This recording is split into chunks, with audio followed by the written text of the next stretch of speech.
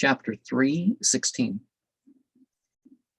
It was related by one of the chief of Jalal's disciples, a butcher by trade, a trainer of dogs for the chase, and a purveyor of horses of the best kind, which he used to sell to princes and grandees at high prices, that at a certain time Jalal was much exercised by visions from the spiritual world, so that for 40 days he was as though beside himself, passing through the streets with his head bare, and his turban twisted round his neck.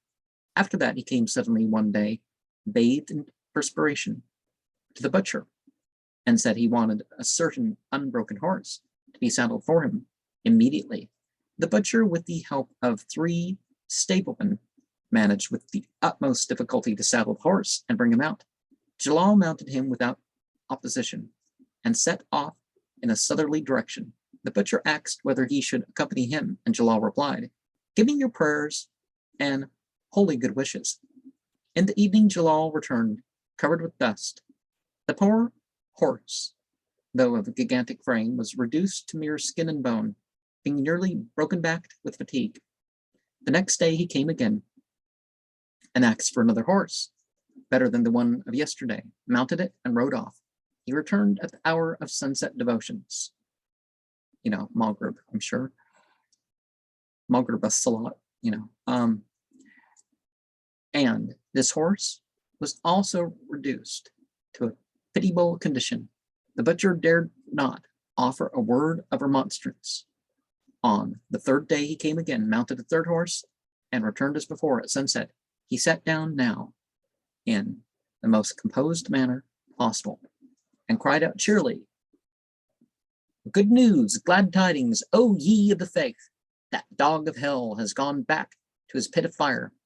The butcher was too much astonished at his manner to feel any inclination to inquire what these words might mean. But a certain number of days afterwards, a large caravan came into Konya from Syria, and brought news that the Mogul army had besieged Damascus and had reduced it to straits. Halal Khan, Halagu, had taken Baghdad in Al-Hijra 655, or 1257, 1258 of the Common Era.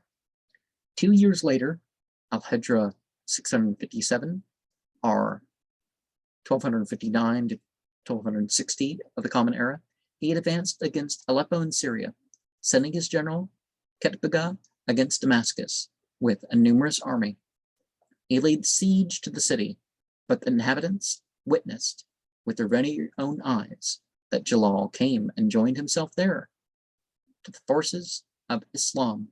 He inflicted defeat on the Mughal forces, who were compelled to retreat, totally frustrated. The butcher was overjoyed at this welcome intelligence, and went forthwith to communicate the news to Jalal. The latter smilingly replied, "Yes, yes." Jalaluddin was the horseman who obtained victory over the enemy, and showed himself a sultan in the eyes of the people of Islam. On hearing this, his disciples rent the air with their shouts of joy and triumph, and the townspeople of Konya decked out and illuminated the city, holding public rejoicings. This miracle of power became noised abroad, and everywhere Jalal's friends and adherents were transported with ecstasy at its occurrence. Now, I think this was after Genghis Khan had died, wasn't it?